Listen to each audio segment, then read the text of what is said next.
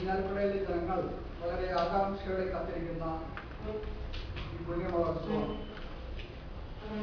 എല്ലാ ജനങ്ങളും വ്യത്യസ്ത ജാതിമതസ്ഥരായ എല്ലാവരും തന്നെ ഒരുപോലെ വീക്ഷിക്കുന്നതും പങ്കെടുക്കുന്നതുമായ ഒരു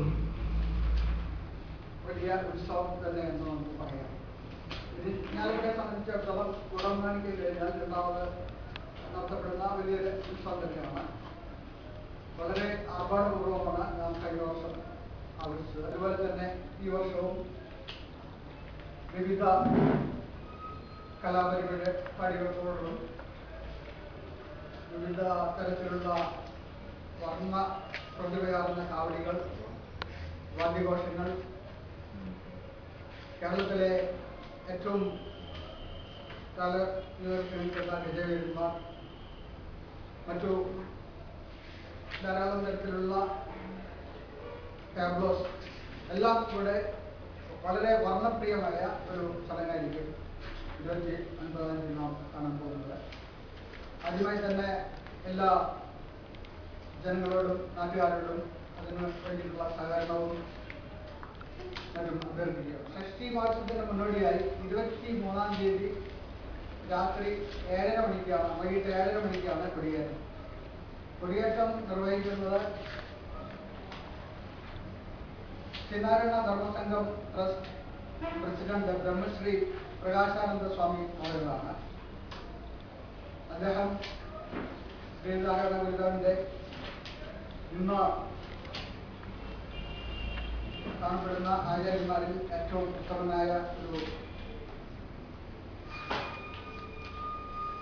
സ്വാമികളാണ്. വളരെയധികം ബുദ്ധിമുട്ടുകൾ സഹിതാണ് അദ്ദേഹം വരിക. കാരണം പ്രായാധിക്യം മൂലം നടക്കുന്നതിന് മറ്റും പ്രയാസമുണ്ടായിരുന്നാലും അദ്ദേഹം എത്താമെന്ന് നമുക്ക് വാഗ്ദാനം കൊടുത്തിരിക്കുകയാണ്. നമുക്ക് വളരെ സന്തോഷപൂർവ്വം നമുക്ക് അദ്ദേഹത്തിൻ്റെ വഴിയെ കണ്ടിരിക്കാം. 23-ാം തീയതി വൈകിട്ടാണ് 8 മണിയോടുകൂടിയാണ് നമ്മുടെ ഈ ചടങ്ങുകളിലെല്ലാം ഉദ്ഘാടനം നടത്തപ്പെടുക. അന്ന് SMYS അവതരിപ്പിക്കാൻ പോകുന്ന നാടകം അഖില കേരള പ്രൊഫഷണൽ നാടക മത്സരം 35ാമത് ആണ് നാം ഈ നാടകം നടത്തപ്പെടുന്നത്.